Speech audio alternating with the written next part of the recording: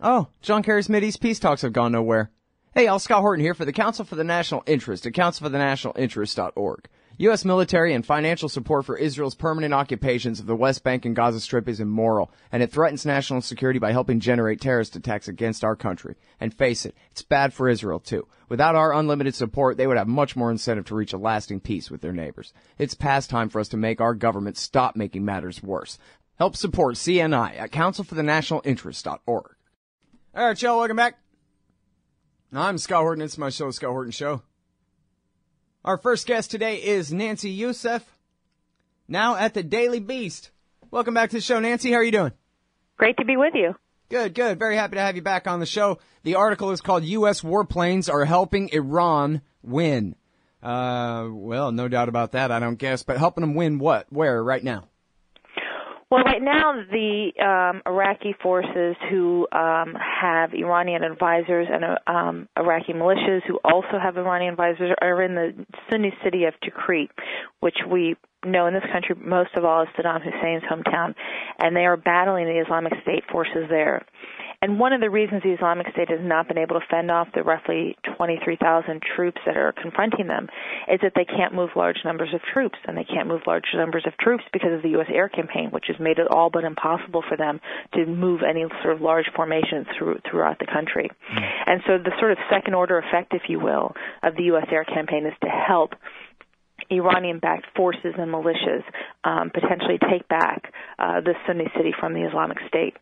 Mm-hmm. And now, I guess initial reports, at least out of Tikrit, were that the Shiite militias and the Iranians were going ahead. They didn't even tell the Americans about it, and they weren't asking for any air support once they did find out about it. Is that still correct? The Americans aren't directly helping with this particular battle, but you're just saying they're keeping ISIS at bay all across the rest of the country.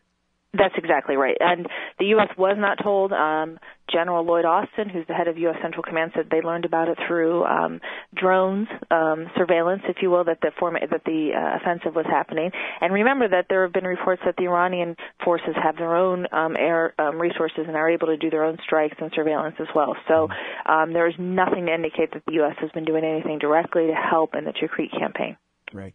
And now, when you talk about their air power, are those just 1970s model F-14s, or they have other planes that they've gotten from the Russians? They have a few others, actually, that are a little bit more up-to-date, and it's all sort of unconfirmed, presumed, but not confirmed, at least out of the Pentagon, where I'm calling you from. Right. All right. Now, wouldn't that be funny to see, American and Iranian Navy planes fighting together, bombing the same targets together? Anyway, yeah, so what you're really getting to here is it seems to me like maybe even in Washington, D.C., because of the jargon that's used, that some confusion is being caused by a refusal of the American side to be honest about what it is that they're dealing with.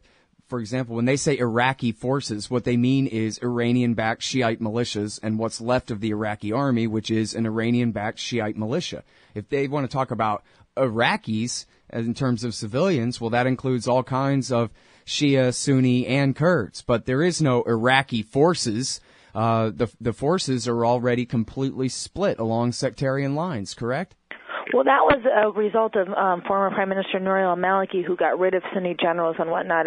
What I find interesting in all of this is how complex Iraq has made relations in that region, that it's led to strange bedfellows, and that the reality is that to defeat the Islamic State, it turns out it's going to have to be a sort of unspoken but joint U.S.-Iranian effort, that the U.S. can provide the superior air power and has said it's not going to provide ground forces, and that that's being supplemented by Iran. The problem becomes long-term, what are the effects? Because if the U.S. is seen as supporting Shia, and those Shia militias then victorious carry out ethnic cleansing or sectarian violence against Sunnis, is the U.S. seen as complicit?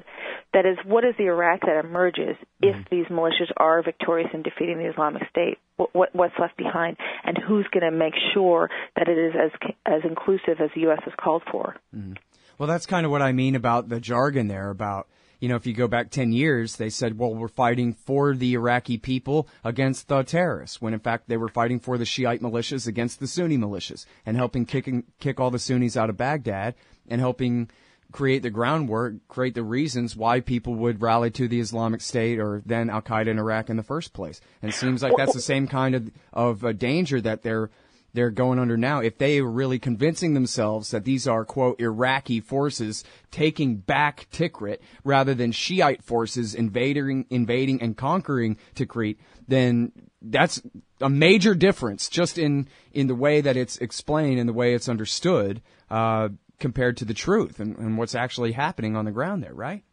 Well, I think you raise an interesting point, which is what is the priority? Is the priority ridding Iraq of the Islamic State at any cost, or is the priority maintaining a multi-sect country and a representative government?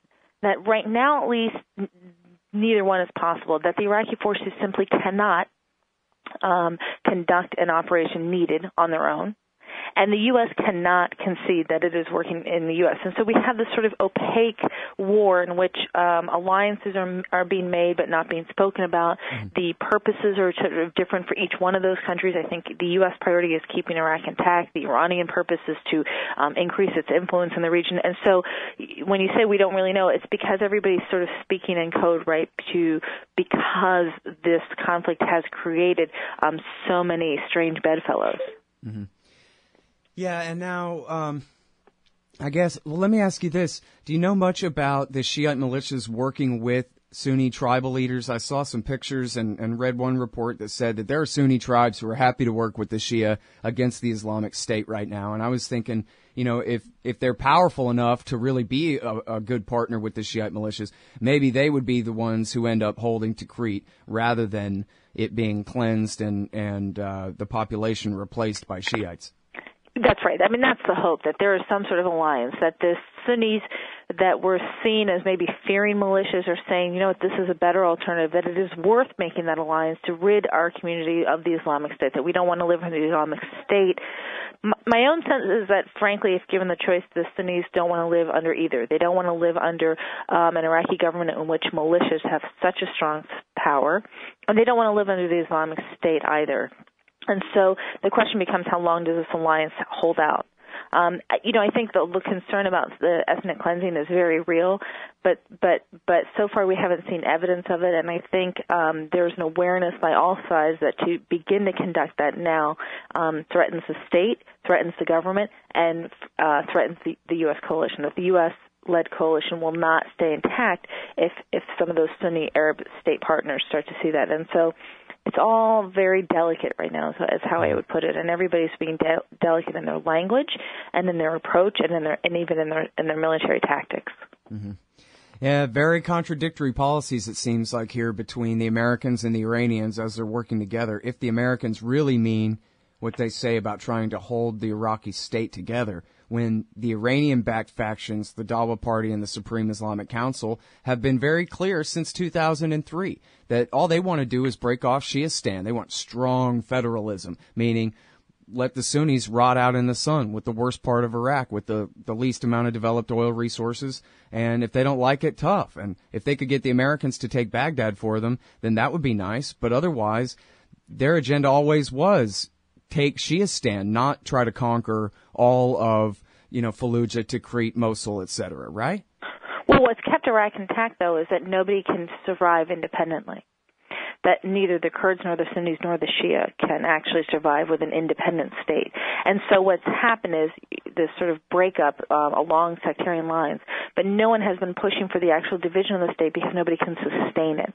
And so that's what we're seeing, the manifestation of that. Well, I can see the Shia and the Kurds needing each other, but why do the Shia need the Sunnis? Well, because, first of all, there is oil in some of those areas, in Mosul, for example. And they don't need the instability of angering, if you will, their Sunni partners by cutting off a Sunni state. That creates its own complications. And the Kurds don't want that state broken up, and so that pushes them to not want to push for an independent state, if you will, and because the Kurds cannot survive independent without the resources of the central government. So all of those factors come into play. Right. Yeah, very interesting. Then at the same time, we got them trying to lure the Jordanians further in there to fight on the side of Iran. That should be interesting. Well, we're out of time. Thank you so much for your time again, Nancy. Great to talk to you. My pleasure. Thanks. Appreciate it. That's Nancy Youssef, y'all. She's at the Daily Beast. U.S. warplanes are helping Iran win in Iraq.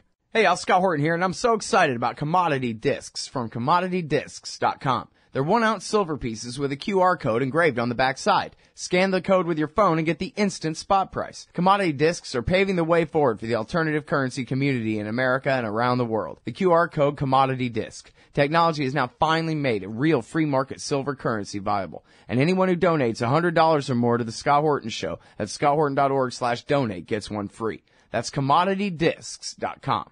Hey, Al, Scott here. First, I want to take a second to thank all the show's listeners, sponsors, and supporters for helping make the show what it is. I literally couldn't do it without you. And now I want to tell you about the newest way to help support the show. Whenever you shop at Amazon.com, stop by scotthorton.org first, and just click the Amazon logo on the right side of the page. That way, the show will get a kickback from Amazon's end of the sale. It won't cost you an extra cent. And it's not just books. Amazon.com sells just about everything in the world, except cars, I think. So whatever you need, they've got it. Just click the Amazon logo on the right side of the page at scotthorton.org or go to scotthorton.org/Amazon.